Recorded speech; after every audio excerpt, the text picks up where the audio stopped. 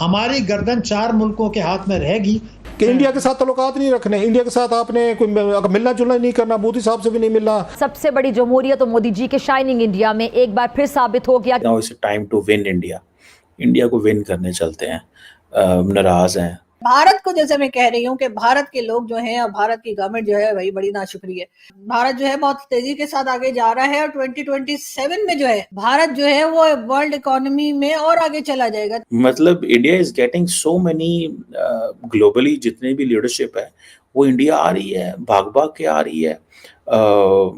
So it's something जिसको पाकिस्तान को study करना चाहिए कि what is motivating and putting India in the center of the power. मुझे कोई ग्रोथ की या ट्रेड की या बेसिकली ह्यूमन रिसोर्स डेवलपमेंट की या टेक्नोलॉजी के साथ एडेप्टेशन करने की आपने पढ़ी हो तो मुझे भी दीजिएगा। पाकिस्तान में ऑनेस्टली कह रहा हूं कि हमारे पास जो है राइजिंग एशिया है, इकोनॉमीज आगे जा रही हैं, प्रॉक्सिमिटी का एडवांटेज है, लेकिन ये हमारी नंबर 1 जब तक तरजीह नहीं बढ़ती इलीट की, तब तक मुझे इलीट बार्गेन के अंदर पीपल एट द मोमेंट मुझे at the centre of elite thinking कहीं नहीं दिख रहे। हुकूमत चलाना, देखिए हुकूमत चलाना एक अलग चीज है कि मेरा बजट पूरा हो जाए, लोगों के लिए अपॉर्चुनिटी क्रिएट करना मार्केट बेस्ड एक अलग गेम है। उसकी पॉलिसीज मुझे अनफॉर्चुनेटली कोई ऐसी दिखाई नहीं दे रही। ये मैं आपको रिकॉर्ड पे बता रहा हूँ कि 37 महीने तक पाकिस्तान की मईशत लड़खड़ाती रहेगी, हमारी गर्दन 4 मुल्कों के हाथ में रहेगी। जो रोल ओवर्स कर रहे हैं वो 1 साल के लिए किया है।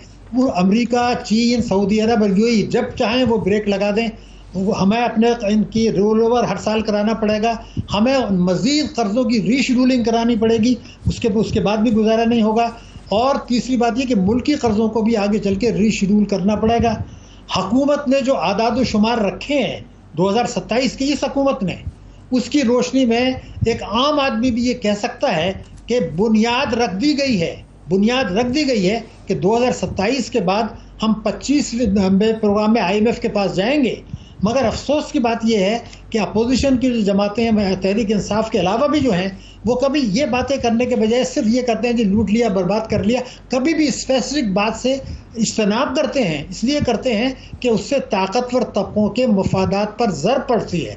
अभी मैं बात आपको इसको भी बता दूं कि हमने ये कहा कि 2027 तक टैक्स GDP का तनासुब 13% रहेगा। माजी में ये 14.4% था, लेकिन जब ये 14.4 था तो कर्ज़ों पर सूद जो था वो तकरीबन बहुत कम था। 100 रुपये में 62 रुपये सूद था, अब तो 100 रुपये में 122 रुपये सूद है।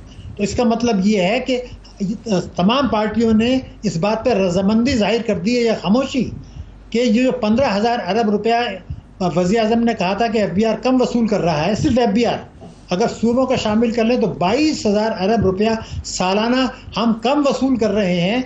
और तमाम पार्टियां इस बात पर खामोश है। कोई ये नहीं कहता कि जनाब अगर ये 15,000 या 22,000 आपने वसूल करना है तो टैक्स GDP 13 नहीं होगा, ये तो फिर 17, 18, 19 होगा।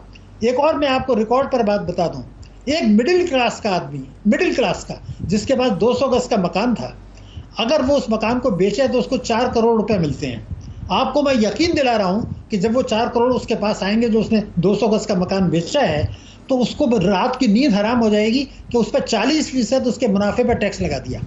अभी देखिए दुनिया में कहीं हमने नहीं देखा, पाकिस्तान में भी डिपॉजिट पर पहले तो 0 होता था मुनाफे पर, फिर 10% कर दिया था, अब ये उन्होंने 40% कर दिया। यानी ये कह रहे हैं कि बेवकूफ़ आदमी, तुम डॉलर बैंकों में पैसा मत रखो, तुम इसके डॉलर बना लो, बाहर भेज दो। मुझे आप बताइए कि बैंकों का मुनाफा, बैंकों में जो पैसा रखा था, ये तो वो पैसा है जिस पर हम टैक्स दे चुके थे। अब बैंक ने अगर मुनाफा दिया तो आप 10% उस पर ले लें। आप टैक्स लूटने वालों से तो, कौमी दौलत लूटने वालों से तो 6% टैक्स लेते हैं।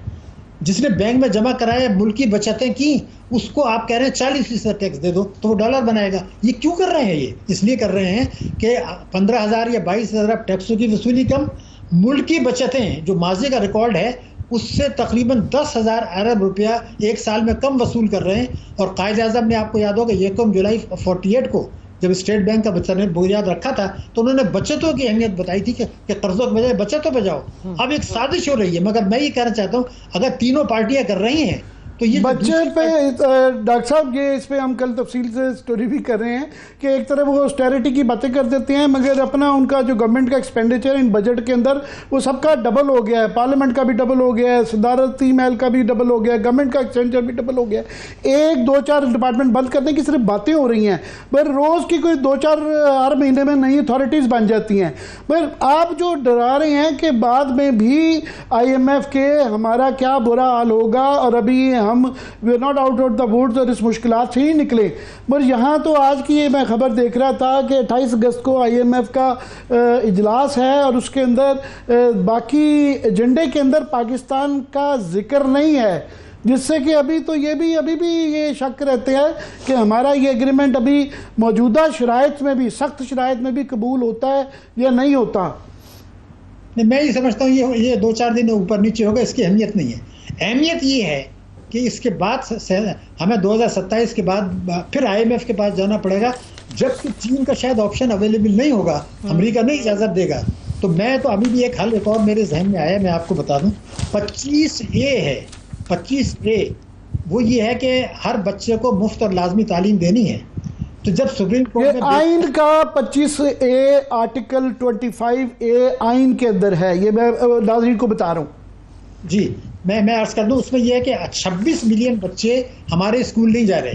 तो सुप्रीम कोर्ट जो है वो बेइंतहा मुकदमात कर रही है, सियासी मुकदमात, रिजर्व सीट्स के, इलेक्शन के।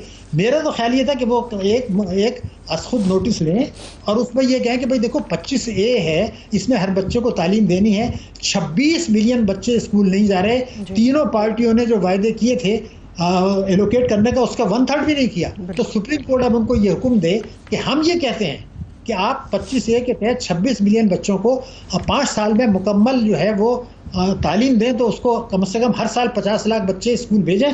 उसके मुताबिक बजट बना दें पहले तो, और उसमें तालीम का बजट, कितने स्कूल चाहिए, कितनी डबल शिफ्ट चाहिए, कितने उस्ताद चाहिए, पहले तो ये रख दें। उसके बाद आप सेहत के लिए 2.5% मिनिमम चाहिए, वो रख दें। उसके बाद दिफा का रख दें। उसके बाद जो कर्ज़ों पर सूद देना है वो रख दें। उसके बाद ये कहें कि जी आप अपने अखराजात कर लें, और जो टैक्सों की ईमानदारी से वसूली है अवाम पर बोझ डाले बगैर कर लें। तो मैं आपको यकीन दिला रहा हूँ पाकिस्तान की किस्मत बदल जाएगी। एक मल्टी पोलर वर्ल्ड ऑर्डर जो है वो इस वक्त बन गई है, जिसमें अभी तक तो ये था कि सिर्फ अमेरिका की इजारादारी थी। वो इजारादारी अब खुद जो है वो कम हो गई है काफ़ी हद तक, और बाकी जो सेंटर्स हैं वो अब काफ़ी उभर गए हैं। उसमें ऑस्ट्रेलिया का एक सेंटर है, जापान का दूसरा सेंटर है, और इंडिया का जो है वो एक तीसरा सेंटर है। ब्राज़ील भी इसमें शामिल हो रहा है। तो ये जो इस वक्त एक वेस्ट लेस, आप इसको कह सकते हैं कि वेस्ट के बगैर जो लीडरशिप है वो इस वक्त जो है वो उभर रही है, और उसमें ज़ाहिर है नरेंद्र मोदी जो है उसकी पर्सनालिटी का भी बहुत अमल दखल है, लेकिन उसने अपने आप को प्रूव कर लिया है पिछले 10 साल में कि वो किस तरह की लीडरशिप जो है वो प्रोवाइड कर रहे हैं, ना सिर्फ अपने मुल्क के लिए, ना सिर्फ अपने रीजन के लिए, बल्कि पूरी दुनिया के लिए वो एक लीडरशिप प्रोवाइड कर रहे हैं।